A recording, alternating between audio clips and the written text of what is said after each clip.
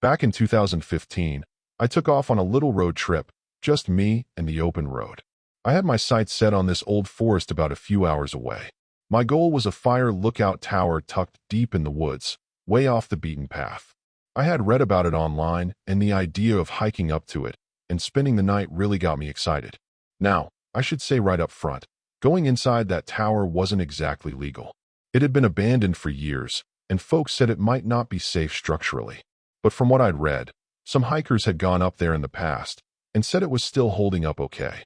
Thing is, the last report I could find was from about 3 years earlier, so I really had no idea what I'd be walking into. Still, I figured I'd take my chances. I found a shallow ditch along the roadside that worked as a makeshift parking spot. I parked there, grabbed my backpack, which had enough supplies for 2 nights, and headed off into the woods. Trips like this usually do not come with neatly marked trails, and this one was no different. I had a satellite global positioning system unit with me, handheld, just to make sure I was generally going in the right direction. But for the most part, I was bushwhacking through thick forest, cutting across uneven ground, and weaving between trees. The hike from the road to the tower was somewhere between 4 and 5 hours, and the deeper I went, the wilder and more rugged the terrain got.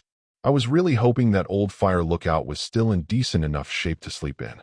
If it wasn't, I would have to find some spot nearby to pitch my tent. After hours of slogging through brush and dirt, I finally caught a glimpse of the structure through the trees. As I got closer, I was relieved to see that the tower actually looked better than I expected. Sure, the paint was mostly gone, weathered away over time, but the frame itself seemed solid. I gave the support beams a few solid pushes just to be sure they held strong. The ladder was made of metal, and although it creaked with each step, it felt stable enough to climb. When I got to the top, I was speechless for a minute. The view stretched out for miles. Just endless green, thick forest in every direction, no houses, no roads, no signs of people. Just pure wilderness. I walked around the narrow ledge and stepped inside the lookout. It was nothing fancy, definitely not one of those fire towers you see turned into short-term rentals with electricity and all that. This place was one small room, probably around 150 square feet total. In one corner, there was an old, moldy mattress barely hanging together, and in the other, a rotting wooden desk. Windows covered the walls, but most of the glass was cracked or completely missing. I set my pack down, rolled out my sleeping gear, and fired up my little camp stove to make dinner. As the sun started to dip below the treetops, I stepped back outside and just watched. The sunset was something else, maybe one of the best I've ever seen. It seemed to disappear quicker than I wanted, and pretty soon it was just pitch-black darkness all around me. The sky was overcast too, so no stars or moonlight to light the way. Even so, I sat out there for a while, taking in the silence. About an hour later, something caught my eye down in the trees. There was a light moving down there. But it was strange, it did not look like a flashlight. The glow was orange and flickered like a flame. My first thought was maybe a torch or a campfire someone was carrying. It bobbed and weaved between the trees, maybe 100 yards off. Out here, way off the grid, the odds of running into another person were next to nothing. And whoever this was, they were not using a normal flashlight. Just seeing someone carrying a torch, walking around the woods in the dead of night, that alone was weird enough. The light moved behind some trees and vanished. I waited, watching for it to reappear, but nothing. After about 30 minutes of no sign, I stayed on the ledge, still soaking in the quiet. Eventually the wind picked up, and I started getting cold. I stood up to head inside, but as I looked down below the tower, there was a person standing there, right in the grassy patch between the woods and the tower, just standing still, looking straight up at me. Could have been the same person I saw with the torch earlier. I called out, not really sure what to say. They did not reply. They just stared for a moment. Then, after about 10 or 15 seconds, they slowly raised one hand, like they were saying hello, or maybe apologizing, and turned around, walking back into the woods. No light, no sound, just gone. Yeah, it was creepy as hell. But strangely enough, I convinced myself it was probably just another hiker who stumbled on the tower, saw someone was already there, and decided to keep moving. Maybe he did not want to bother me, or maybe he was just weird. Who knows? After that, I stayed outside a little while longer, but nothing else happened. Eventually, I headed inside, zipped myself into the sleeping bag, and tried to get some rest. The wind rattled the windows and made the old beams creak, which made sleep kind of tough. But after a while, I managed to drift off. I do not know how long I was out, but something woke me. The wind had died down, and everything was still dark. Then I heard it, a noise I recognized right away. That soft, rusty metal creaking. The sound of the ladder being climbed. I sat up fast, trying to convince myself I imagined it. But then I heard it again. And again. Someone was definitely climbing up the ladder. I could not tell how close they were, but I knew that sound. Every step made the hinges groan. I unzipped the sleeping bag and got to my feet, heart pounding, grabbed my pack, and stepped out onto the ledge. The creaking got louder, faster, like whoever it was had picked up the pace. Then it stopped. Dead silence. I crept around the walkway, made my way toward the edge, and looked over to where the ladder met the platform. No one was there. I stood frozen, heart racing, trying to understand what I was seeing or not seeing. Then, out of nowhere, I heard heavy footsteps running fast behind me, circling around the wooden platform. I turned just in time to catch a shadowy figure dart past the windows. That was all I needed. I swung myself over the ledge and started scrambling down the ladder, my hands slipping on the cold metal, adrenaline rushing through every muscle in my body. About halfway down, I looked up, and there it was. A head leaned out over the platform, watching me from above. I did not stop running until I hit the bottom of the ladder and made it into the trees. Looking back, I still do not know why I grabbed my backpack before stepping out to see what was going on, but it turned out to be the smartest thing I could have done. Maybe it even saved my life. With my flashlight in one hand and my global positioning system still working, I managed to hike through the night and make my way back to my vehicle. As far as I could tell, no one followed me. I got in, started the engine, and drove away without ever looking back. A few months later, I was out on another camping trip, this one a bit more relaxed, or at least it was supposed to be. I had planned a weekend stay at a little lake tucked deep in the woods. Nothing dramatic, nothing extreme. Just a quiet couple of days by the water to unwind. The first day went exactly like I hoped. I arrived in the afternoon, set up my tent, and took it easy the rest of the day. This lake was one of those hidden gems, not found on any official maps. The trail leading there was little more than a narrow footpath. My father used to bring me here when I was a kid, and in all those years, both back then and during the trips I made as an adult, I had never seen another soul out there. Not only had I never run into anybody, but there was never even evidence that someone else had ever been. No trash, no fire pits, no boot prints. It was as remote and untouched as a place could be. On the second day, I spent most of my time walking the perimeter of the lake, just thinking and enjoying the solitude. I must have done 3 or 4 full laps. During those hours, everything stayed peaceful and still. But on one of those laps, something new caught my eye. I noticed some footprints in the dirt, just on the edge of the trees near the lake. I had already walked this path multiple times and would have seen them if they were there earlier. They were clear as day, fresh, not weathered at all. The strangest part? They were bare feet. Not boot prints or shoes, just toes and heels in the mud. That freaked me out. This part of the lake was rocky and thick with brush, no spot where someone would take off their boots and wade into the water. Besides, if they had been swimming, I would have seen them. I kept staring at those tracks, trying to figure it out. They led from the trees down toward the lake's edge, paused for a moment, then went straight back into the forest. I thought about following them, but something told me not to. Instead, I turned around and walked back to my campsite. From then on, I could not stop glancing around, at the lake, the woods, the tree line. I never saw anyone, but as the sun started to sink, I could not shake the uneasy feeling. Just knowing that someone had been out there, without me noticing, made me paranoid. When it finally got dark, I built my fire up nice and strong, throwing on extra wood. I sat beside it, trying to relax, but my mind would not let go of those prints. I kept telling myself I was overreacting, but something felt wrong. Not long after full dark, I heard movement.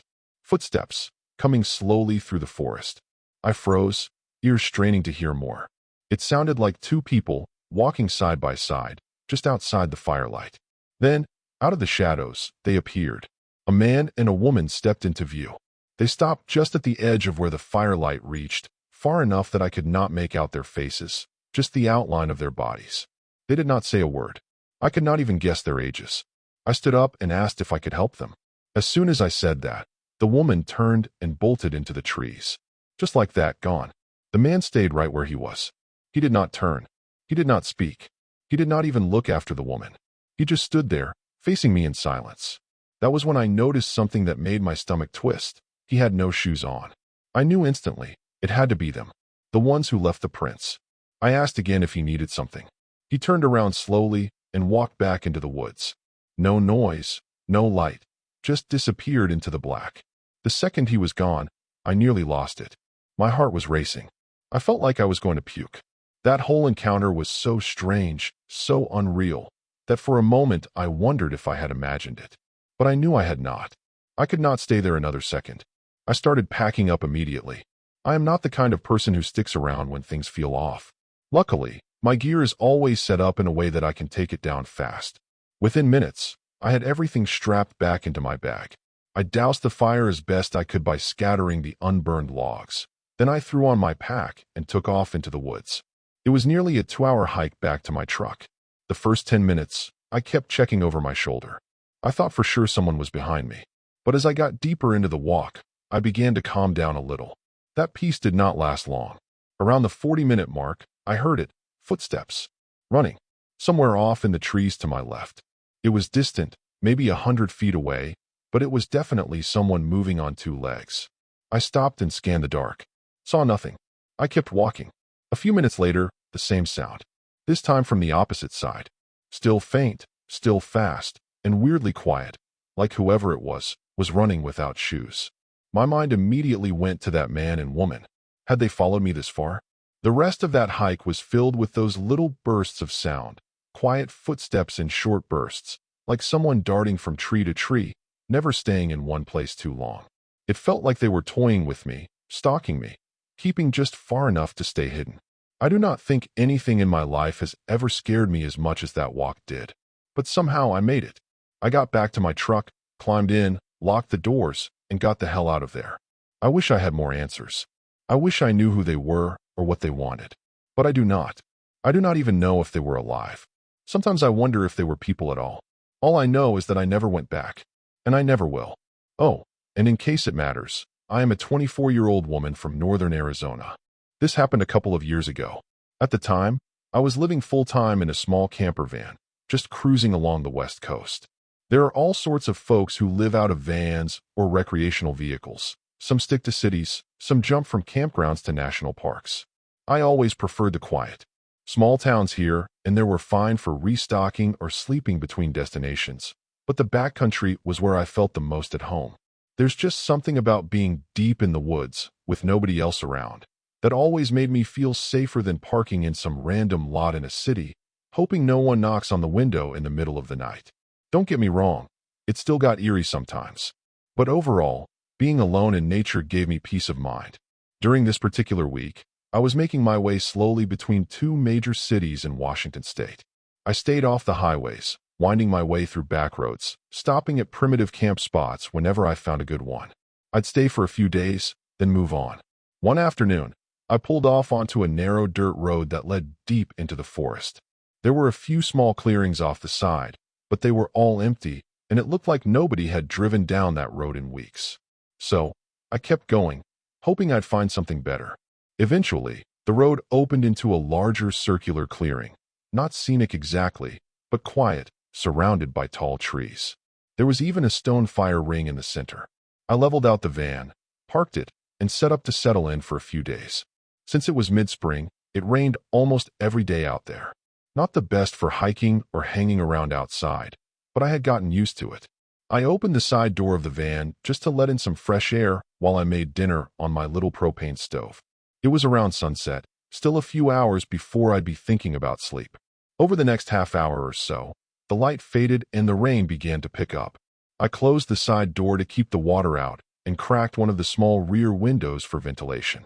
I got cozy on the bed and started watching a show on my laptop. That's when it happened. A glare flashed across the screen, reflected light coming from behind me. It only lasted a second, but I saw it clear as day. Before I could react, the light was gone. Not like it moved away, but like someone had flipped a switch and turned it off completely. I turned around and peered out the back window, but saw nothing. It was pitch black outside, and the rain was coming down hard. I had no idea how far away the light had come from or what it was.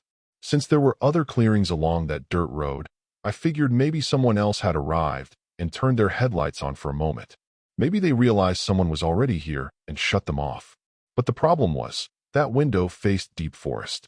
Not the road, just trees. Unless there was a side path I somehow missed, the light couldn't have come from a vehicle. Still, there wasn't much I could do.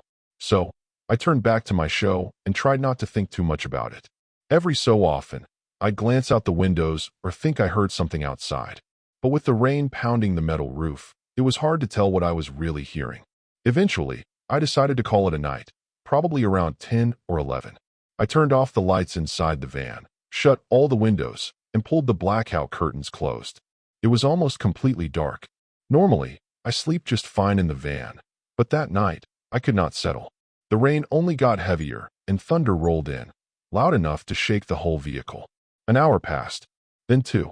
And through all the storm noise, I suddenly heard something clear as day, someone running outside, snapping a branch underfoot. Right next to the van. I shot up, heart racing. I leaned toward the window, but it was too dark to see anything. Just blackness and the sound of rain. As I stared out, trying to make something out in the shadows, I got this awful feeling, like someone was watching me from out there. I dropped the curtain back down. I sat still, trying to convince myself I was imagining things. Then came the voice. A man's voice, whispering loud enough to be heard over the storm. It sounded like he was talking to someone else, though I couldn't hear a reply. I stayed frozen under the covers, not even daring to lift the curtain again. If they didn't already know someone was inside, they could probably guess. There were 2 or 3 minutes of silence, just the rain and thunder. Then came another sound. It was right next to the side door, like someone was leaning against it, causing the plastic to creak under their weight. Then, knock knock. 2 soft knocks on the door. A few seconds passed. Then 2 more. I stayed silent. Whoever they were, I figured not speaking was the safer bet. Maybe they thought I was not alone. Maybe they weren't sure if I was male or female. Either way, I wanted to give them nothing. The knocking kept up, slow and steady, for what felt like 5 full minutes. No voice. Just knocks. Whoever it was had to be soaking wet by now, barely able to see in that storm. Then finally, a voice. Sheriff's Department. Open up. Right away, I knew something was off. If that were true, why not say so from the beginning? Why knock for 5 minutes in silence? The man outside repeated himself. Then again, with slightly different phrasing. It felt rehearsed, like someone trying hard to sound official, but not quite getting it right. I cracked the curtain just a little. All I could see was a figure moving near the door. From what I could tell, he wasn't wearing anything resembling law enforcement gear. No badge, no reflective jacket, nothing. At that point, I knew I needed to get out of there. I debated for about 30 seconds, heart pounding, then jumped into the front seat and started the engine. The moment I did, I heard 2 sets of footsteps running toward the van. One of them appeared in the side window just as I started backing out. Thank God the van didn't get stuck. I tore down that dirt trail, never once slowing down to look back. As I drove out, I saw no other vehicles, no tents, nothing. Just forest. That made it worse. If they were not camping or driving, what were they doing out there? I filed a report with the local sheriff's office the next day. They told me there were no officers patrolling out there that night. I never got any follow-up. I still do not know what those people wanted. I am just glad I trusted my gut and got out. Nothing like that has happened again since, and I hope it never does.